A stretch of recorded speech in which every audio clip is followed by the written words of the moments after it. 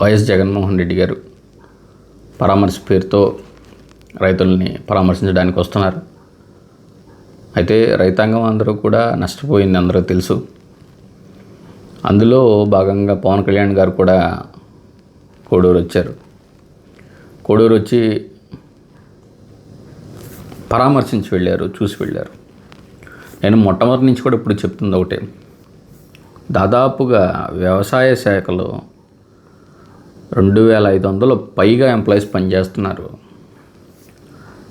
కింద field work చేసేవాళ్ళు ఉన్నారు.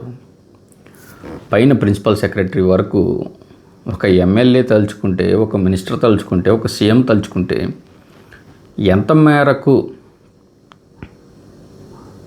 దెబ్బతిన్నాయి పంట పొలాలు అనేది గ్రౌండ్ రిపోర్టు ఈజీగా ఇస్తారు.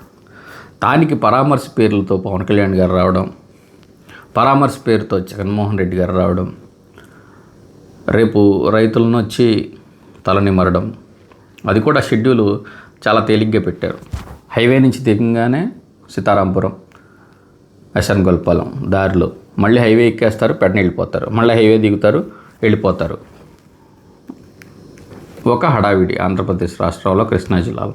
ఇంతకు మించి వేరేది దీనివల్ల ఒరిగేదేం లేదు. లేదా జగన్మోహన్ రెడ్డి గారిని కూడా అంటూ ఉంటారు, ఎన్నో వేల కోట్ల ఆస్తులు ఈడీకి అటాచ్ చేసి జగన్మోహన్ రెడ్డి గారి మీద ఎన్నో అక్రమ కేసులు ఉన్నాయి, లేదంటే కనుక వేల కోట్లు సంపాదించారని చెప్తారు.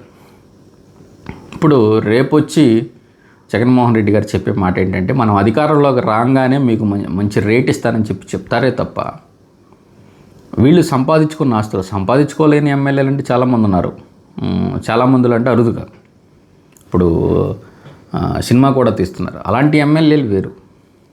ఇప్పుడున్న ఎమ్మెల్యేలు అందరూ కూడా వేల కోట్లు సంపాదించిన వాళ్ళే కదా, మంత్రులుగా చేసిన వాళ్ళే కదా, అందరూ కూడా రాష్ట్రాల్లో అందరికీ తెలుసు కదా. మరి ఈ రోజున పరామర్శ పేరుతో వచ్చి మీరు జస్ట్ తల నిమిరేసి వెళ్ళిపోతే ఎవరికి ఉపయోగం?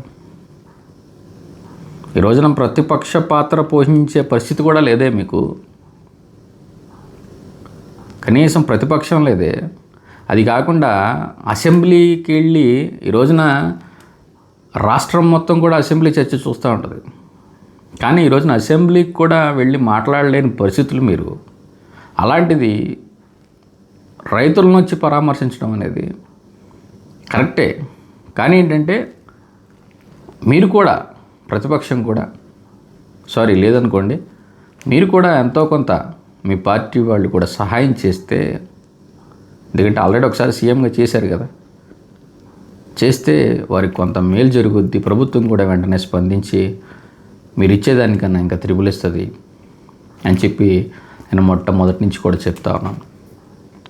తర్వాత జోగి రమేష్ గారు అరెస్ట్ గురించి మొత్తం ప్రపంచం అంతా బాధపడిపోతుంది అన్నట్టుగా చూపిస్తున్నారు. అమ్మా, మిమ్మల్ని చూస్తే ఒక రకంగా గుండె తరిక్కపోతుంది. కానీ మీరు ఏం చేయాలంటే, ఎప్పుడైతే కనుక అధికారంలో ఉన్నప్పుడు వ్యక్తిగత జీవితాలు అందరికీ ఉంటాయి. పవన్ కళ్యాణ్ గారి గురించి మాట్లాడినప్పుడు ఆ రోజున మీరు జోగి రమేష్ గారని పిలుస్తారో, హస్బెండ్ అని పిలుస్తారో, లేకపోతే మీరు ముద్దుగా ఏమని పిలుచుకుంటారో మీ హస్బెండ్ గారిని మాకు తెలియదు. కానీ జోగి అది కరెక్ట్ కాదని ఆ రోజున చెప్పి ఉండాల్సింది. ఆ తర్వాత ఒక ఎక్స్-సీఎం ఇంటి మీదకి వెళ్ళేటప్పుడు, అంటే ఇవన్నీ కూడా ఏంటంటే రాష్ట్రంలో ఒకళ్ళని చూసి, అంటే ఒక ఎమ్మెల్యే మాట్లాడుతున్నప్పుడు, ఒక ప్రజాప్రతినిధి మాట్లాడుతున్నప్పుడు, ఒక మినిస్టర్ మాట్లాడుతున్నప్పుడు ప్రపంచం అంతా చూస్తాయి, రాష్ట్రాలు చూస్తాయి, యువత చూస్తారు. వాళ్ళు మాట్లాడే భాష ఇంకొకళ్ళు నేర్చుకునే పరిస్థితులు ఉంటాయి. అలాంటిది ఒక ఎక్స్-సీఎం ఇంటికి అలా రౌడీజంగా ఒక 100 కార్లు వేసుకుని వెళ్ళి రౌడీజం చేస్తే దేనికి సంకేతం? ఆ రోజు నాకు ఉండాల్సిందమ్మా. ఆ తర్వాత పార్టీ ఆఫీస్ మీదకి వెళ్ళినప్పుడు, పార్టీ ఆఫీస్ మీదకి మనుషులను పంపించినప్పుడు ఆ రోజు నాకు ఉండాల్సిందమ్మా మీరు. తర్వాత మీరే ఒకసారి ఇంటికి వచ్చినప్పుడు చెప్పారంట, అలా మాట్లాడడం కరెక్ట్ కాదు భువనేశ్వరి గారి మీద అని చెప్పాను. మరి మీరు ఓడిపోయినప్పుడు ఈ మాటలు బయటకు వచ్చినాయి తప్ప గెలుచున్నప్పుడు మీరు ఎందుకు చెప్పలేదమ్మా? ఎందుకంటే మీరు ఈ రోజున తాత్కాలికంగా బాధపడిన నాయకులకు తెలిసి రావాలి. భాష ఏ పార్టీలో ఉన్నా, ఏ పార్టీ నాయకులైనా భాష చాలా ముఖ్యం, గౌరవం చాలా ముఖ్యం, గౌరవం ఇచ్చిపుచ్చుకుంటాం చాలా ముఖ్యం. అవన్నీ కూడా పార్టీలు నేర్పాలి, పార్టీ నాయకులు నేర్పాలి, యువతకు నేర్పాలి, భవిష్యత్తు కోసం నేర్పాలి తప్ప రెచ్చగొట్టే వ్యాఖ్యలు, గంజాయి బ్యాచ్ని పోషించే చర్యలు ఇవన్నీ కూడా మానుకోవాలి. ఇప్పటికైనా చెప్తున్నాను కదా, నా మచిలీపట్నంలో మాత్రం అలాంటి వ్యాఖ్యలు అనేవి జరగవు.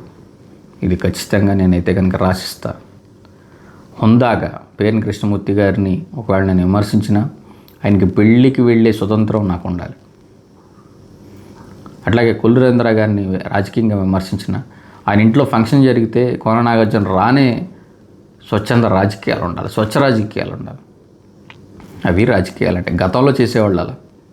నారా చంద్రబాబు నాయుడు గారు, వైఎస్ రాజశేఖర రెడ్డి గారు, అంతకుముందు నాయకులు రోషయ్య గారు అసెంబ్లీలో ప్రజల గురించి కొట్టుకున్న బయటకు వచ్చేసరికి ఆ విషయాలన్నీ వదిలేసి చాలా స్వచ్ఛమైన స్నేహాలు వాళ్ళు చేసుకునేవాళ్ళు. అలాంటి రాజకీయాల నుంచి ఈ రోజున దౌర్భాగ్య రాజకీయాలకు వచ్చేసి కనీసం ఈ పేర్ని కృష్ణమూర్తి చూస్తేనేమో ఫేస్బుక్లో కామెంట్లు పెడితే ఇళ్ళకి మనుషులను పంపించి కొట్టించే రాజకీయాలు ఇవన్నీ కూడా మానుకోవాలి. ఎందుకంటే రాజకీయంలో నా మీద ఎంతమంది బురద చల్లేవాళ్ళు ఉంటారు. నేను రాజకీయంలో ఉన్నప్పుడు నా మీద బురద చల్లినా నేను తీసుకోవాలి అది. ఇది లేకపోతే రాజకీయాలు చేయకుండా నేను కూడా ఒక ప్రైవేట్ సంస్థ నడుపుకుని నేను సపరేట్గా ఉండాలి, రాజకీయాల్లోకి రాకూడదు. రాజకీయాల్లో ఉన్నప్పుడు పేరు నాని అయినా, కొల్లు రవీంద్ర అయినా, కోన నాగార్జున అయినా, ఎవరైనా ప్రతి ఒక్కరిని మాట అంటారు. ఆ మాటను తీసుకోవాలి, విమర్శ తీసుకుని అతని నుంచి మనం పొగిడించుకునే రోజు వస్తే ఆ రోజున మనం లీడర్ అయినట్టు. దానికోసం నేను కృషి చేస్తాను. Thank you.